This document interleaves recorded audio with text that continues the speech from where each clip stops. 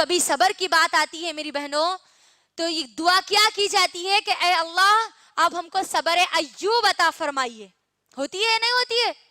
یہ ہوتی ہے دعا. جب بھی کوئی مصیبت آتی ہے کوئی پریشانی آتی ہے تو کہتے ہیں کہ اے اللہ آپ ہم کو صبر ایوب عطا کریے.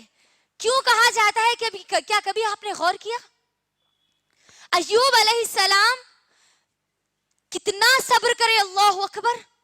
ایوب علیہ السلام کو جب اللہ نے بیماری دی جس میں ان کا پورا جسم سڑنا شروع ہو گیا تھا تو یہ پوری بیماری 18 سال ان کے ساتھ تھی.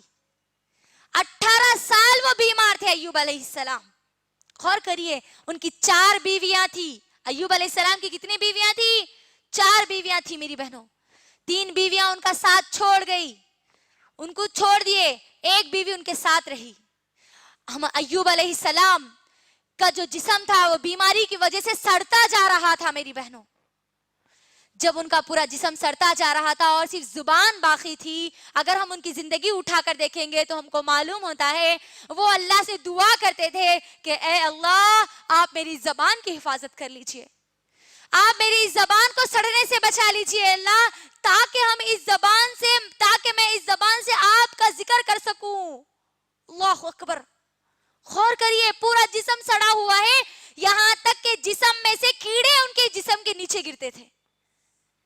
جب ان کے جسم سے کیڑے گرتے تھے میری بہنوں تو ان کیڑوں کو وہ اٹھا کر دوبارہ اپنے جسم پر ڈالتے اور کہتے کہ اللہ نے میرے جسم کو تیری غذا بنائی ہے اور تو کھا. اللہ اکبر. غور کریے یہ ہمارے ایوب علیہ السلام 18 سال بیمار تھے. 18 سال. آج ہم کو 18 منٹ کے لیے اگر کوئی مصیبت آ گئی تو ہم برداشت نہیں کر سکتے. 18 سال کی تو دور کی بات ہے. اللہ اکبر. غور کریے اس پورا جسم سڑنے کے بعد بھی وہ کیا کہہ رہے ہیں اللہ کو, اے اللہ تو میری زبان کی حفاظت کر لینا, اس زبان کو سڑنے سے بچا لینا تاکہ میں تیرا ذکر کر سکوں. اللہ اکبر. غور کرو میری بہنوں اس کے ذریعے ہم کو کیا نقطہ نکلتا ہے. اللہ ہم کو صحت مند جسم دیا الحمدللہ, آج اس کے باوجود بھی آج ہم اللہ کی عبادت نہیں کر رہے, آج ہم صبر کرنے والے نہیں بن رہے. ہم پہ تو ہمارے انبیاؤں کی طرح مصیبتیں نہیں ڈالی گئی. ان کی مصیبتیں تو بہت زیادہ مصیبتیں تھی, ان کی تو پریشانیاں سب سے بڑی پریشانیاں تھی. ہم ان کے بارے میں تو سوچ بھی نہیں سکتے, گمان بھی نہیں کر سکتے, نہ ہی ہم اس کا صبر کر سکتے ہیں. غور کریے کیسے صبر کیا ہوگا انہوں نے. ہمارے انبیاء ہمارے لیے نمونہ ہے میری بہنوں, ہمارے نبی کریم صلی اللہ علیہ وسلم بھی ہمارے لیے نمونہ ہے. غور کریے جب نبی کریم صلی اللہ علیہ وسلم طائف کی وادی میں جب دین کی دعوت دینے کے لیے گئے تو لوگوں نے ان کا کس طریقے سے استقبال کیا, کس طریقے سے ان کو مارا. اس کے بعد بھی نبی کریم صلی اللہ علیہ وسلم نے کیا کیا؟ صبر کیا.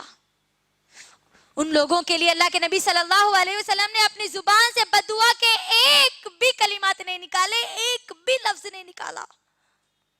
اور آج ہم پر کوئی مصیبت آتی ہے, ہم کو کوئی اگر گالی دیتا ہے, ہم کو کوئی اگر پتھر مارتا ہے تو رائی کے دانے کے برابر بھی آج ہمارے پاس صبر موجود نہیں ہے. ہماری زبان سے بے ساختہ کئی الفاظ نکل جاتے ہیں بددعائیں کے.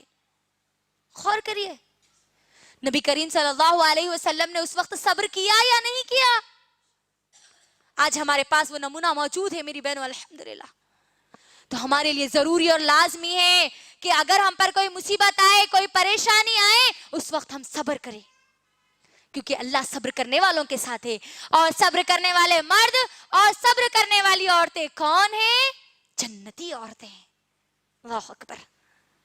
دیکھ لیجئے ہماری آسیہ علیہ السلام کی پوری زندگی اٹھا کے آپ دیکھ لیجئے, آسیہ علیہ السلام نے کس طریقے سے صبر کیا. کبھی انہوں نے یہ نہیں کہا کہ اے اللہ تو مجھے ہی دینا تھا یہ ظالم شوہر. کیا کہا انہوں نے؟ صبر کیا. آج ہم پہ تو وہ مصیبتیں تو نہیں ہیں میری بہنوں, ہے نا. آج ہم پہ وہ مصیبتیں تو نہیں ہیں کہ شوہر ہمارے سر پہ کھڑا تلوار لے کے ہم کو کوئی حکم دے اور ہم وہ نہ کریں, ہے نا. ہم پہ آج وہ مصیبتیں تو نہیں ہیں.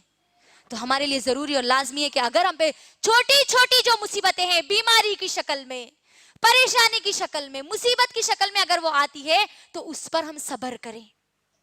صبر کرنا ہمارے لیے ضروری اور لازمی ہے. اس صبر کے بدلے ہم کو جنت مل سکتی ہے انشاءاللہ. تو یہ صبر کرنے والی عورتیں جنتی